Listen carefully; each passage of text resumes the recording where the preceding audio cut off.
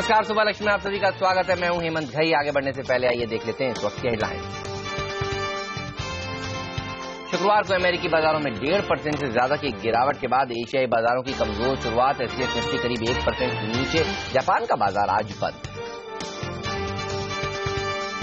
Alexis Tsipras फिर बने Greece के प्रधानमंत्री। चुनाव में लेफ्ट पार्टी सिरिजा की जीत से यूरोपीय बाजारों को राहत। बेल आउट के लिए खर्च में कटौती जारी रहने की उम्मीद। हांगकांग दौरे के दौरान वित्त मंत्री अरुण जेटली ने टैक्स प्रक्रिया आसान करने की कही बात। वोडाफोन, केन और शेल से जुड़े 3 बड़े टैक्स विवादों का जल्द हल निकालने का भी दिया भरोसा। GST, the land bill, there's a huge amount of interest, is what I would say, and they are genuinely looking at India seriously now. Singapore की तरह ही हांगकांग के निवेशकों ने वित्त मंत्री से पूछे सवाल। जीएसटी और लैंड बिल समेत कई मुद्दों पर मांगी सफाई। डीटीएच केबल ऑपरेटर में विदेशी निवेश 74% से बढ़कर 100% तक करने की तैयारी। उद्योग मंत्रालय ने तैयार किया प्रस्ताव। जल्द हो सकता है अंतिम फैसला। Dish TV, City Cable, Den Network, Hathway जैसी कंपनियों के लिए राहत की बात। कर्ज के बोझ तले दबे होटल लीला ने बेचा अपना गोवा का होटल। मलेशिया कंपनी मैट्यूब ने 725 करोड़ रुपए में खरीदा। और बीसीसीआई अध्यक्ष जगमोहन डालमिया का दिल का दौरा पड़ने से कोलकाता में कल निधन। आज होगा अंतिम संस्कार। पीएम ने भी जताया शोक। यहां हफ्ते का पहला कारोबारी दिन और ये हफ्ता भी जहां 4 ट्रेडिंग सेशंस का। ये शुक्रवार को भारतीय बाजार बंद है। एक्सपायरी है बृहस्पतिवार को, तो काफी एक्शन भरा हफ्ता रह सकता है। लेकिन आप देखिए एसजीएक्स निफ्टी ये संकेत दे रहा है कि आज हफ्ते का पहला कारोबारी दिन की शुरुआत पॉजिटिव नोट पर नहीं होगी। 60 अंक नीचे है इस समय एसजीएक्स निफ्टी।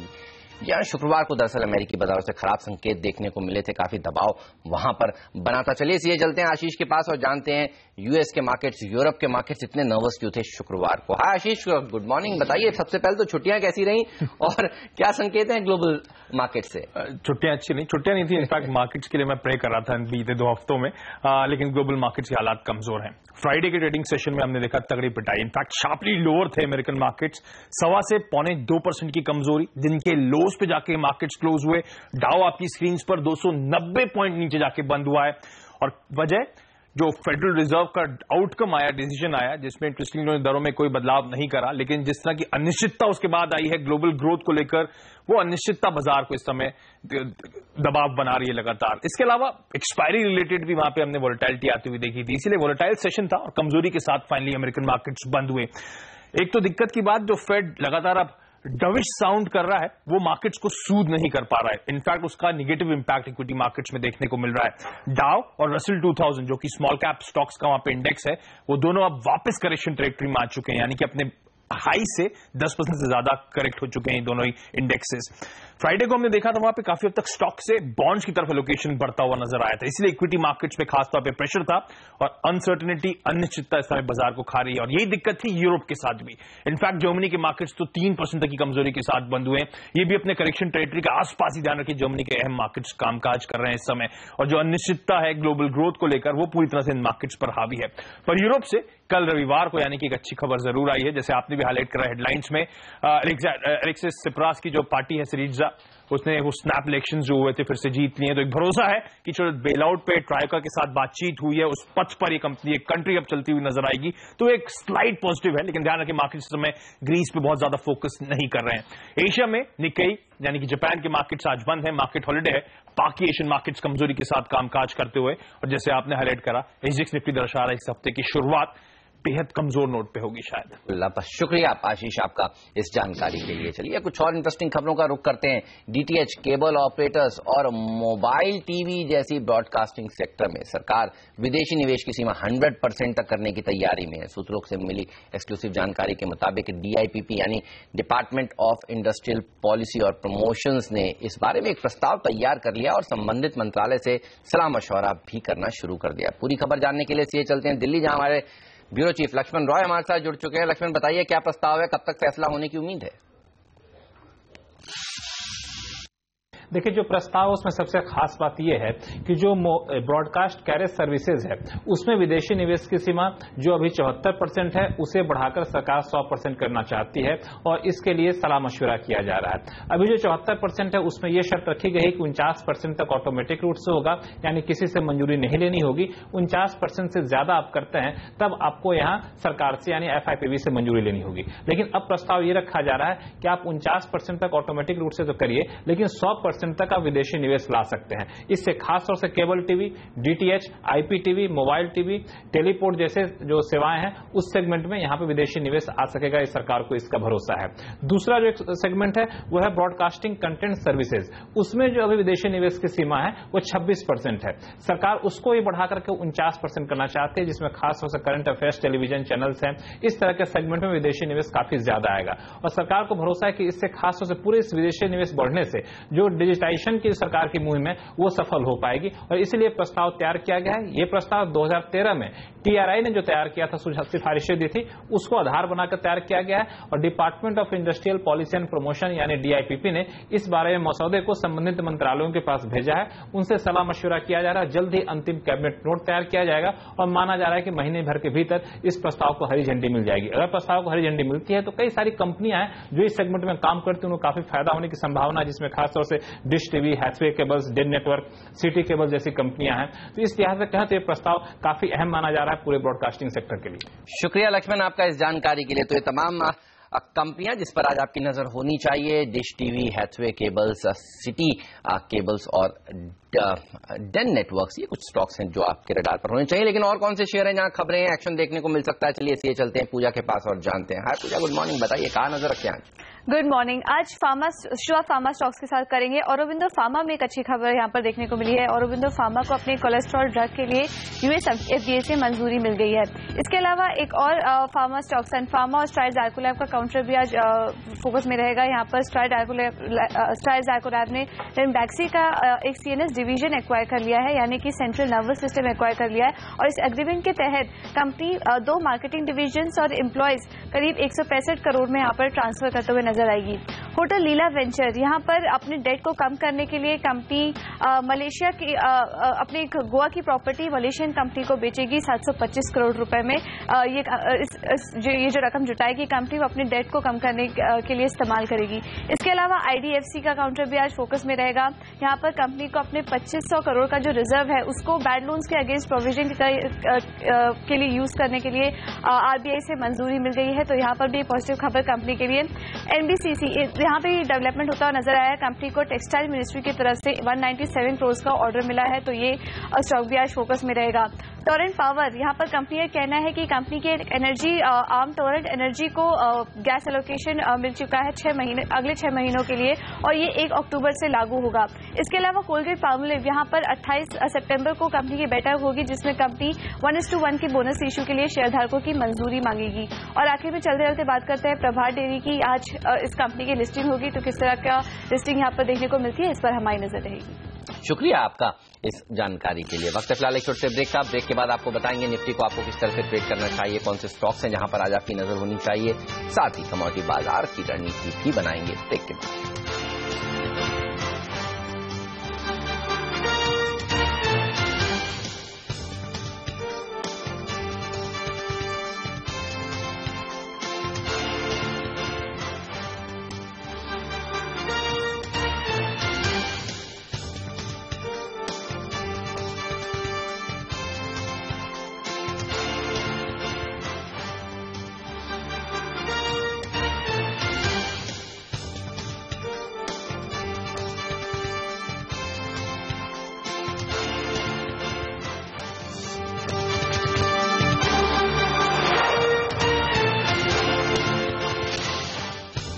स्वागत है आप सभी का CNBC आवाज पर। शुक्रवार को हमने देखा था भारतीय बाजारों में तेजी देखने को मिली थी। हालांकि सेकेंड हाफ में जितनी तेजी थी उतनी नहीं बची थी। 500 पॉइंट की रैली हमने देखा था सेंसेक्स में बनती हुई, और देखिए उसके बाद सेकेंड हाफ में थोड़ा सा दबाव ऊपरी स्तरों से देखने को मिला था, लेकिन फिर भी 250 अंक की बढ़त के साथ सेंसेक्स ने समाप्ति दी। और पिछला हफ्ता अगर आप देखें तो सेंसेक्स निफ्टी ने करीब करीब 2.5% के रिटर्न्स दिए हैं।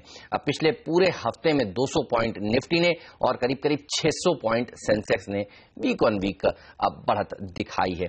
लेकिन आज के लिए क्या रणनीति रखनी चाहिए? एक्सपायरी का हफ्ता है, कैसे ट्रेड करें निफ्टी को? चलिए इस सब पर बात करते हैं। हमारे साथ डेस्टिनी सिक्योरिटीज के मनीष शर्मा जुड़ चुके हैं। Manish, good morning. क्या लगता है ये मोमेंटम कंटिन्यू रह सकता है या अब सेल ऑन रैलीज की रणनीति अपनानी चाहिए? आज का दिन कैसा रह सकता है? SGX निफ्टी दिखा रहा है कि कमजोर शुरुआत हो सकती है भारतीय बाजारों की। जी, निफ्टी में अगर आप देखें जो उछाल आया था वो प्योरली शॉर्ट कवरिंग के चलते था। कोई दिग्गज स्टॉक्स में हमें मेजर ब्रेकआउट देखने को नहीं मिला और 8000 एक स्ट्रॉन्ग रेजिस्टेंस का काम करेगा मुझे लगता है। तो कोई भी उछाल आता है तो शॉर्ट करने की राय होगी। 8040 का स्टॉप लॉस रखे, नीचे में 7850 तक के टारगेट देखने को मिल सकते हैं। लेकिन ओवरऑल मुझे लगता है 7800 से 8000 की रेंज में मार्केट रहेगा एक्सपायरी के आसपास तक। और कौन से वो दो स्टॉक्स है जहां पर आप ट्रेडिंग पोजीशंस आज के लिए बनाना चाहेंगे? जी, मैं एक DHFL में शॉर्ट करने की राय दूंगा। 220 के नीचे काफी अच्छा ब्रेकडाउन आया है। Just purely short term trading के लिहाज से 225 का स्टॉप लॉस रखें और नीचे में 210 के टारगेट्स आपको देखने को मिल सकते हैं। और एक HDFC बैंक में काफी अच्छा ब्रेकआउट आया 1035 के ऊपर, तो 1020 का ट्रेडिंग स्टॉप लॉस रखें और 1070 के टारगेट के लिए अप्रोच कर सकते हैं। शुक्रिया आपका इस जानकारी के लिए। और मांग घटने की आशंका में कच्चे तेल में गिरावट जारी है। इसके चलते अमेरिकी ऑयल एंड गैस कंपनियों ने भी लगातार तीसरे हफ्ते ऑयल रिग्स में कटौती करी है और इसके बाद क्रूड में कमजोरी और गहरा गई है। अमेरिकी क्रूड 5% लुढ़ककर $45 के नीचे पहुंच गया है। ब्रेंट क्रूड भी $48 के नीचे कारोबार कर रहा है।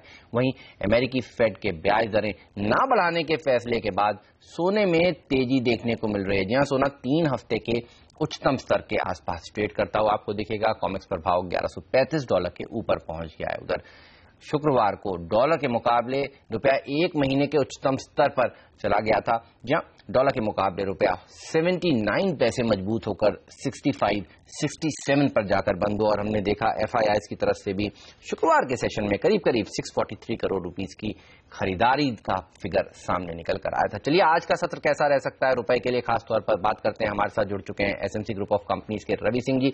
Ravi ji, good morning. बताइए, रुपया अब आज मजबूत होगा या फिर अब जितनी मजबूती देखनी थी दिख चुकी है? शुक्रवार को कमजोरी का ट्रेंड आज देखने को मिलेगा। कैसे ट्रेड करेंगे आज आप?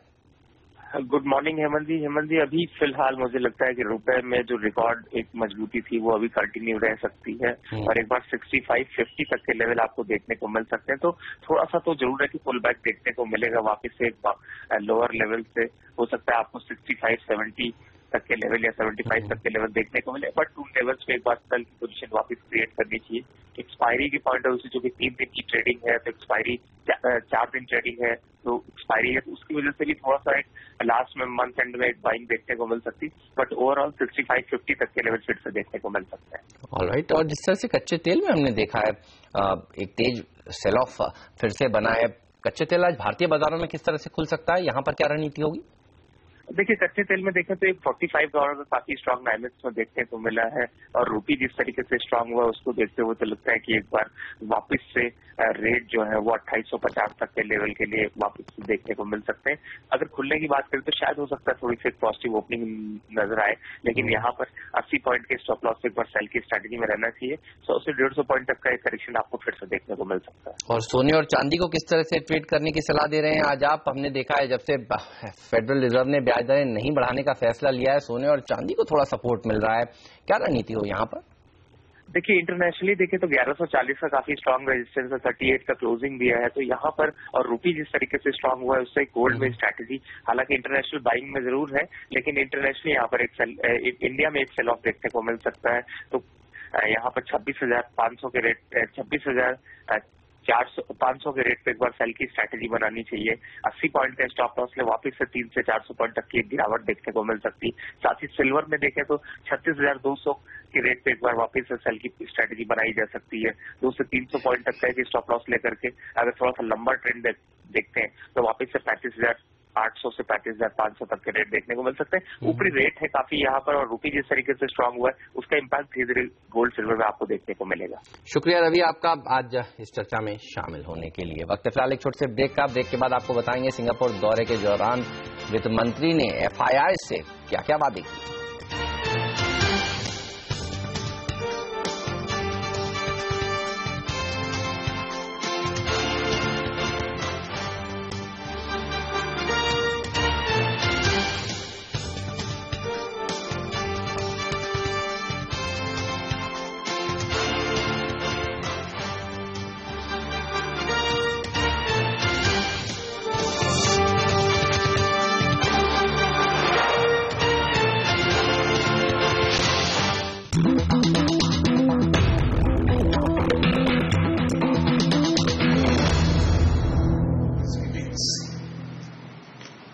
My message as I speak to you today is to tell you that there are some significant reasons and factors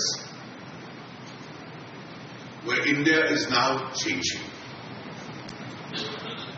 Firstly, India has a government which has a decisive majority in Parliament, and therefore the government is capable of taking important and difficult decisions.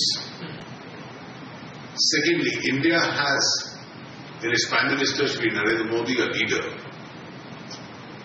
who's had about 13 to 14 years of experience as a development-oriented leader in the state of Gujarat. His performance speaks for itself. A strong leader capable of taking decisions which are critical to the interest of Indian economy. There is a third significant change also which has taken place in India. Indian political debate has normally got vitiated in the past with two extremes. Either you are pro-poor or you are growth-oriented. Some political groups tried to create a fictional contradiction between the two. The present government sees the two as complementing each other.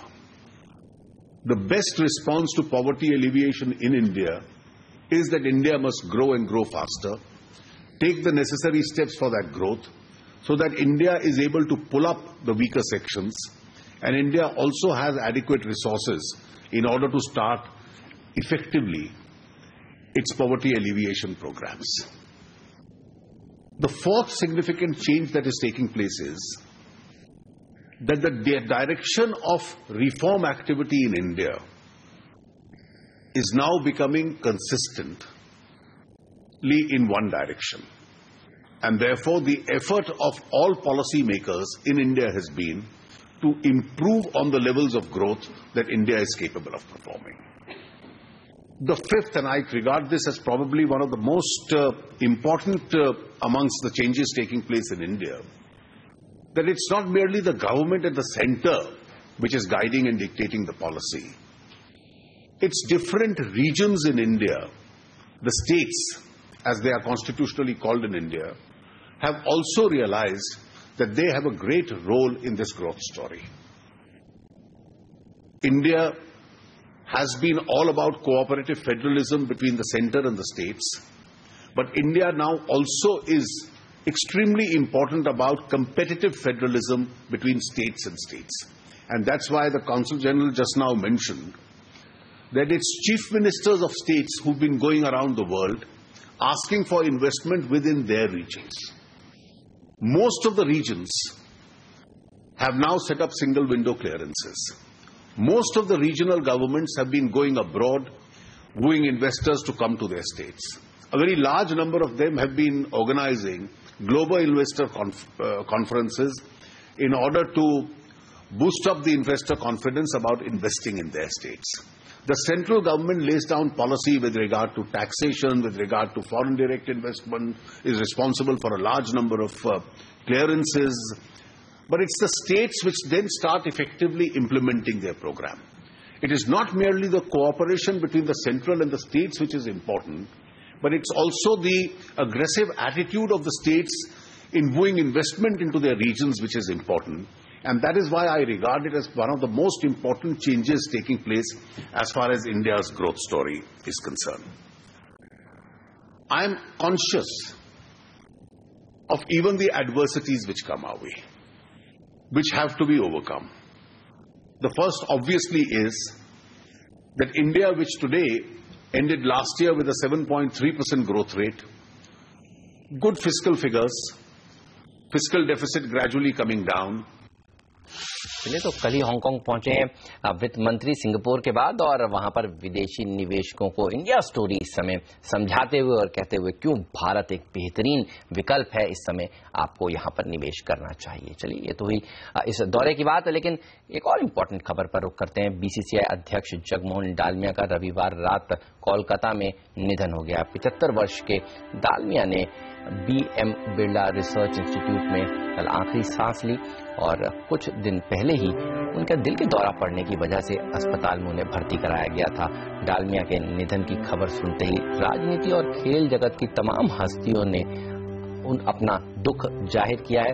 पश्चिम बंगाल की मुख्यमंत्री ममता बनर्जी और भारतीय cricket team के पूर्व कप्तान सौरभ गांगुली उन्हें श्रद्धांजलि देने कल रात अस्पताल पहुंचे और फिर उनके पार्थिव शरीर को लेकर उनके घर भी गए।